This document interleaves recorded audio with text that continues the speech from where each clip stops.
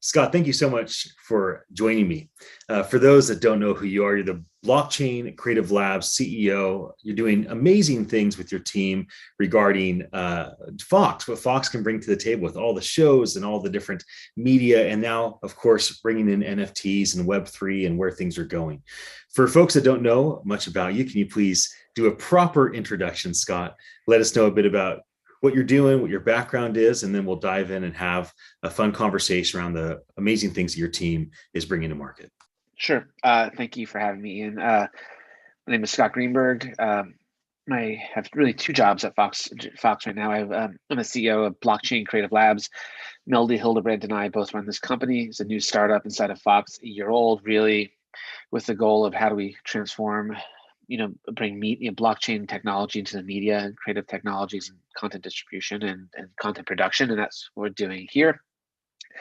And I'm also the co-founder and CEO of Bento Box Animation Entertainment, the animation company. So we produce Bob's Burgers. We had our movie come out this weekend. And so we're a 700 plus person animation studio with offices in Los Angeles, Atlanta, Melbourne, around the world. And so I founded that company about 12 years ago, and we sold that business to Fox 3 years ago. So I'm at Fox now, really trying to help build the future of content with animation and blockchain.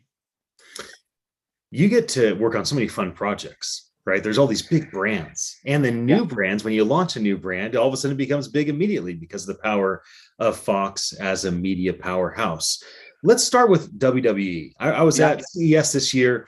I was leading all the metaverse conversations. And I would have multiple conversations with the WWE people, and they were so excited about what's to come. They wouldn't really tell me, but now it's live. So can you give us some insight? What have you been working on with WWE? What have you brought to market? How has the community of raving fans responded to this first offering?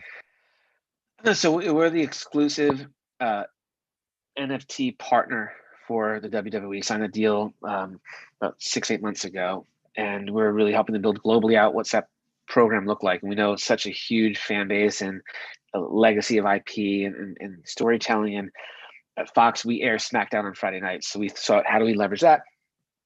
So we've been working very closely with their team. And what we announced at South by Southwest, the name of it is, we're naming the marketplace is called Moonsault. So WWE Moonsault. So it's www.wwemoonsault.com, MOONSALUT.com. And so that's the WWE marketplace. We launched it last Friday around SmackDown. We gave away 10,000 Genesis tokens for the first 10,000 to register. That registered out in under 12 hours. We did another offering. Those tokens, we had 20,000 out. But this Friday, so it's really amazing. We built it. It's both on the Alluvio blockchain, but it's chain. It's bridged out to, you can hook up your regular MetaMask wallet or your Rainbow wallet, or you can use easy login with Alluvio, or you can bridge it out eventually. And this Friday, we're doing our initial pack. We're calling them NFT flips, and they're going to be basically the video highlights from best moments around Hell in the Cells on Sunday. So we're going to go around Hell in the Cell. There'll be historic Hell in the Cell moments. There'll be moments from this Hell in the Cell. And we have these crates that you'll see. You buy a crate, and there'll be 3 NFTs inside the crate, and you'll get it. And then, so you won't know what you get. It'll be random. Some will be more rare, more scarce. And then the following, so you can start buying them this Friday at around SmackDown, and then the following Friday at SmackDown, they'll unbox, and then you'll see what you have. And then inside you have 3, and if you like it, you start trading them. So we're really excited. We're hoping people will start trading different boxes and guessing. So we're super excited about that, because not only is it video highlights, which is cool as a WWE fan, it's not just about the video, it's about where it was, what move did it, what did Charlotte Flair wear, what move did she do? This is the first time. It's all the really cool stuff that we're going to have, all that data inside the NFT as well. So for us, it's how do you leverage, like, why should, we're trying to educate that fan of, what does it mean to own a digital good? Well, you actually have real property rights. This is real property. It's not just some digital thing you have. About educating, we have the superstars helping us educate that NFT is property. You have property rights. And then what utility you can have that. And utility doesn't always have to be like you get some free stuff. Utility is if you have access and have different things for it, or just having the data. or just being a fan of the storyline. It has an emotional connection to that moment. Like, oh, I was there. That moment was that thing. So that's what we really care about, connecting it. So we're starting it around every major event will drop stuff. We're gonna have some really other amazing stuff happening around video, around digital collectibles, digital goods. And so we're really gonna start fleshing this world out. And then, actually on site at the events, we're gonna have POAPs and like, so really getting meaty and building this around. So we're super excited about that. They're a fabulous partner. We took our time to get the site right, because you wanted the UI to be right. We wanted to have, for the normies, having an easy experience for the normie, which is that was the most important thing. So somebody who's never owned crypto or never bought an NFT, making that experience easy so they can learn. But then also it was very important for us, for the degens out there who wanted that this felt authentic and they can get it and have that. So we wanted to capture that to balance, because we know there's some stuff out there that's not really decentralized. It's not really an NFT experience. It's kind of bunk to the core. And so we wanted to, it was very typical to find that balance and do it the right way. So, we delayed our launch a little bit, but now we're up there and we're very excited. Well, any WWE fans want me to ask just unending questions about this, Please. but I'm gonna let that pause for a moment, because you did a great job explaining what you're doing, why you're doing it. What I'd like to talk about is animation. The people can have a fantasy. If only The Simpsons came to market today with NFTs, but it can't. It's already existed for decades. But you have a new series called Crapopolis that, in many ways, I think some of these, fantasies of what could be with a big brand like this old animated series can actually unfold. Can you give us some insights in terms of what's the approach with Crapopolis? What can people look forward to moving forward? Yeah, and look, to your point, we agree. Like, macroly, once regulation catches up, once the tools catch up, and the world is about, we have the same vision as I think what you were saying. We would love in the future, the next Simpsons that airs on Fox is owned by the creator, by the fans, by us, and maybe an advertiser. That's cool, right? It's the show and the stuff, and like that's where we're going. We're not quite there yet for a lot of reasons, but we want to all get there. Crapopolis is Dan Harmon's new animated show, which is going to air on Fox. You can start seeing some art out there and teasing. It basically takes place in ancient Rome, with, and it's Dan Harmon in ancient Rome. It can't get any better than this. Because everything's digital, every asset's been logged on the blockchain, and so in logged in databases, and we're going to slowly start putting that stuff out there. We've teased some art, and this summer, very soon, we're going to launch our first utility NFT. It'll be a PFP. It'll be awesome, and the utilities to have very unique access to possibly viewing episodes early, viewing access to early merch or other things. So we're very excited what that's going to be. And then when the show airs, right, and that air date's going to be announced soon, and we're in production, rolling right now. We believe you'll be able to actually own an episode like a DVD or a CD. So in an episode area, you may actually own it. So we're gonna have different ways to watch after and own stuff, have digital ownership of things, really engage and really get fan engagement. And so we're super excited to start announcing stuff. Dan's very engaged and excited about this. And so we're really excited to start rolling that out and talking about it very soon. Well, you have one of those resumes, Scott, that would take the full interview time to read. Sure.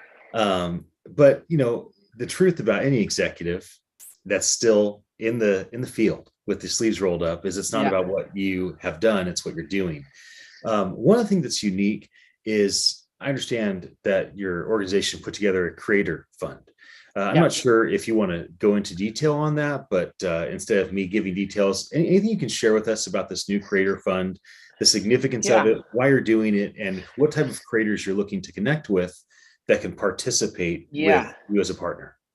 So when we first launched Blockchain Creative Labs, we're trying to define where we're going to go. And our macro hypothesis at Fox is mainstream adoption, right? We believe that we love that there's early adoption, and regardless of what's happening with whatever adjustments or winter or whatever in crypto, we believe this is the beginning of the dawn of NFTs, and actually it's a good thing, because building on Ethereum, building all those different chains, we can really get the utility going. So we want to teach people. We have a unique situation with Fox, with the network, with Fox Sports, with our reach on Tubi and Fox, our local news affiliates, and our local and the Fox Business and the like. And how do we teach people what it means to own a digital good? That an NFT is digital property. It's important. It's not an easy concept to understand, but we think kids understand it now. People playing Roblox, they get it. Kids are there. They're engaging socially in a virtual space. They're using virtual tokens to do stuff. They're buying digital goods. So very soon, our next 1834 demographic will be doing it. So it's coming. So for us, how do we help mainstream audience understand that? And that's our goal. So with Masked Singer, which is the number one show on television, we launched the Maskverse last year, and we're growing that and teaching them. It's been a huge success. We have 300,000 wallet installs and people claiming. So just having them understand. And now we're trying to teach them to buy and learn. So for us, that's our main goal, right? So how do we do that? And then working with partners out there, NFT, NYC, or different technology partners, building the right tools and decentralized applications for us to play with. Because once we get that super app, right, where the app that moves it forward, we think it's going to happen soon, and so we're playing to that. So now it's about education and mainstream adoption. So our fund is really meant to be what's the right IP helps us do that. Our first investment was at WWE, right? So we invested in that, and so we're looking for things where there's maybe sticky audiences existing that we can then move forward. I mean, Dan Harmon was investing in the show, so our company, we have corporate budget to invest in things as well, but the fund is really meant to find those right IP. So it's not as much of a creator, like individual fund per se, but it's really about who's the right partner and IP partner for us to help move and do that. So we're looking for the right partners who can help us really, and we think that have those right elements that we can leverage our platform and really help move from mainstream. And that's the stuff we're looking at. No, that makes a lot of sense. I'm glad I asked you about it, because every time you see Creator Fund, it has an element where people think it's going to be about an individual creator. But this is a fund that's important in that you're using this to bring in WWE into the fold, right? To bring in these different established communities. That's true. Look, it could be. Look, a Dan Harmon per se could be the type of person too. It's really somebody. Look, it could be an individual. It could be somebody who started from the creator culture who now has enough voice and say that we want to back too. But we're less about in this fund. We're going to do this in other places. This is less about seeding the idea from ground zero versus something that exists we can help move. I want to ask about marketing. It's always been pretty standard how marketing's been done the last decade or two for the Fox empire, right? You have the TV shows, you have the traditional advertising, you advertise to your own consumers and other places, but marketing's changed now, right? The end consumer, the community has more influence than ever before. Everybody seems to have a stronger voice. There's a lot more emphasis on, word of mouth, and then marketing's just different overall. It's different platforms, how marketing's being done for Web3. So can you give some insight? How do you attack marketing for a brand as big as WWE or a new brand as significant as Crapopolis? How are you going to do the marketing push moving forward? It's a great question, and I don't think we have the answer. I think we're learning. I think we're looking. You're absolutely right. In Web3, this is community driven. It's really about you talk about 1,000 true fans. You talk about your core adoption. So it's a bit of a mix of both, right? So Crapopolis historically, we tease the show early, but you typically don't start marketing a show till a month out. So we would do something at Comic-Con and then air, but we're going to start building our community early. So it's about building a community now, rewarding them, giving them sneak peeks, and really rewarding them for being early adopters. And so when time comes, they'll be our biggest advocates out there and help push and drive. For WWE exists, so it's a little bit of both. We're trying to build a community, but we're obviously leveraging. Again, we talked about it on SmackDown this last Friday. So we had Lower Thirds run. We had a promo on Fox. WWE on the Fox social, we push stuff on the WWE social. So we're using traditional places where we promote where the audience is and have to educate them there to move them. So we're trying to hit both places and refine, but ultimately, look, it's not about customer acquisition costs anymore. It's not about what's the customer acquisition retention. That's Web 2. This is authenticity, community, and building, but how do we do that?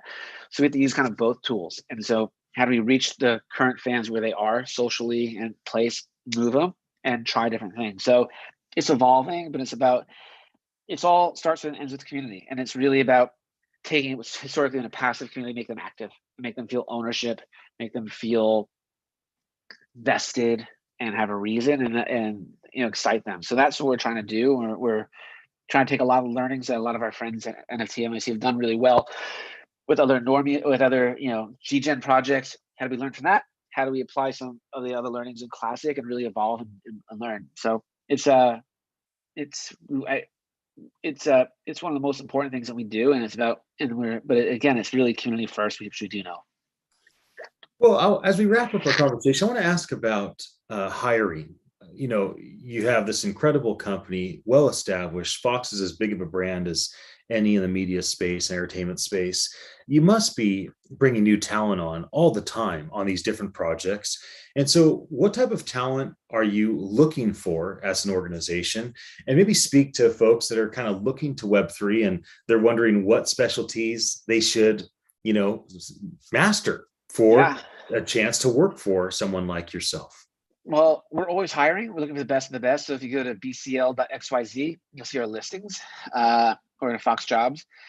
We're looking for the best of the best. And the thing is, nobody's ever done this before, right? So it's not like there's like, oh, I have 12 years history experience, and nobody does, right? They said they're lying. We're looking for great engineers. People who understand database engineering. We're looking for people who have game design, who do that. People who've been tokenomics, play in that space.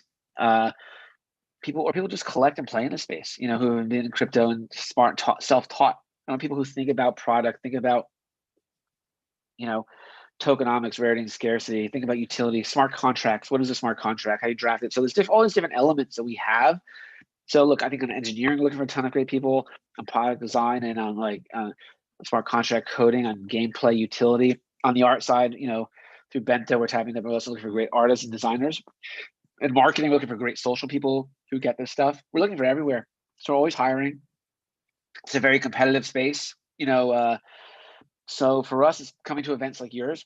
We come in full force, and our people are walking around talking to people. As people coming to different events we go to, applying for us, but we're really looking for the best and the brightest. We have a real fun tool set of IP to play with, and some we're well funded. We're not going anywhere, so we really want to break this space. So we're looking really for the people who really want to go figure this out together. I'm so glad I asked that. I don't often ask about hiring when I'm doing these interviews and having these conversations, but the reality is, folks that are watching our conversation, thanks for your attention, everybody out there.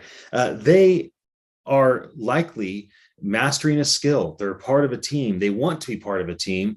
And as you said, you have all this incredible IP that you're able to start working with around Web3. So Scott, thanks for jumping on. We're so happy to have you and your team be a part of the event this upcoming year.